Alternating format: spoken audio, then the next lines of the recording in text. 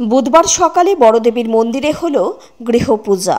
প্রসঙ্গত রাজ আমল থেকে নিয়ম নিষ্ঠার সাথে শুরু হয় এই রাজ আমলের বড়দেবীর পুজো।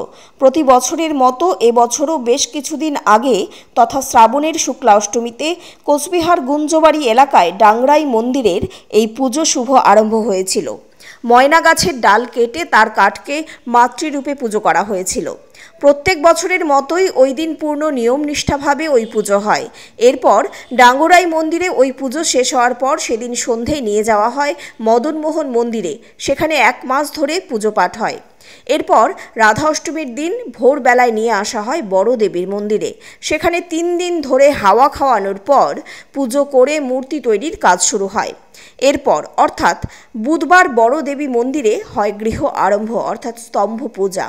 এদিন এই পুজোর পর আবার প্রতিপদ থেকে এক বিশেষ ঘট বসবে। এই ঘট বসার পর শুরু হয়ে যাবে পুজো, যা সপ্তমী থেকে দশমী পর্যন্ত চলবে।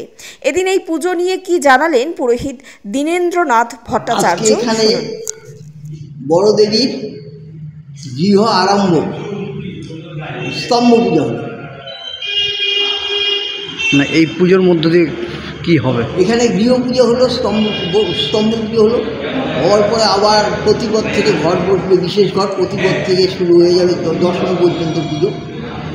ষষ্ঠী, সপ্তমী, অষ্টমী, নবমী, দশমী। ঠিক আছে, আপনার নাম? আমার নাম দীনেন্দ্রনাথ ভট্টাচার্য।